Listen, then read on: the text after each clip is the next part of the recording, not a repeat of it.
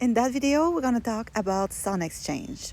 Yesterday, we had a video about the PRO, the royalties, and I said that I will do a video only for sound exchange because there's a lot of information, and I didn't want the video to be too long. So here it is. But first, follow that account and save that video because there's a lot of information that you need to know. Sound Exchange, it's the association who takes care of the royalties in the US. Also take care of the radio satellite. Here in Canada, the CBC, Sirius, it's where the money is regarding to radio. It's a lot of money. If you have the two sides, performer and owner's right, it's basically roughly around $50 per spin. So you want to be on CBC. So contrary to the Canadian side, where we have two different accounts, either for the performer rights and for the labels right, the owner's right, Sound Exchange take care of both sides. If you are owning your own master and you sing your song and you sing, you will open an account with Sound Exchange, and it's gonna be both. You have the choice, either or both. You gotta select both if it's what you need. The main reason why, for a Canadian, it's better to have an account with Sound Exchange because, like I said, if you play in the US or at radio, I'm talking only about radio. If your song plays at radio, or if you are playing at CBC Sirius, so the way it works, let's say, Sound Exchange will collecting all the money from Sirius in the US. And then the money is going to go to Resound, which in Canada, they are the one who are collecting the money for every other association. And then from Resound, it's going to be to your association. Let's say you selected ACTRA and Connect licensing, and then it's going to be to you. So every time the money is moving, one, you pay fees, and two, it takes longer. You don't want that. If it's a good amount of money, especially if it's a good amount of money, you want your money as soon as possible with less fee as possible. So if you are directly with Sound Exchange, you bypass the Resound fee, you bypass the artist fee, and let's say you took Connect licensing, you are also avoiding that fee. That's why.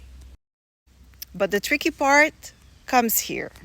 When you are setting your account for the royalties, it works by territories. So you cannot give territories to the US to more than one account because everything's going to be messed up and you're not going to have your money. It's going to be a mess. You don't want to go there. So what you're going to do, when you're going to open your Canadian account, Artisty and Connect licensing, the two accounts that you need. SoCan is something else. It's alone.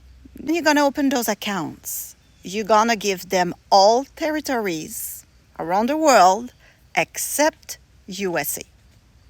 So once you're going to go to the Sound Exchange and open your account with them on the territories, you're going to give them only USA.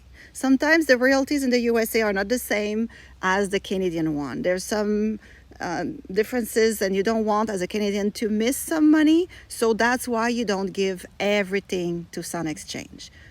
Let's say Artisty, MROC or ACTRA, the one you picked, all the territories except USA. SUPROC or Connect licensing, all the territories except USA. And when you're gonna open your account at Sound Exchange, you don't need two accounts. They're gonna do both.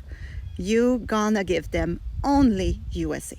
So you're gonna be set up perfectly for all the royalties, paying as less fee as possible and receiving the money as quick as possible. Also, we're not done. Because Sound Exchange is in the US and you are Canadian, you are foreign, and they will ask you to provide a form to get you exempt of the taxes. Don't panic. At first, they're gonna tell you that in order to open that account, they will withhold 30%. They won't. But to open the account, until you provide all the information, that's what is gonna happen. But as soon as you send all the information, few days, and you're gonna see on your portal that it's gonna switch. So no worries. I'm gonna show you how to do it.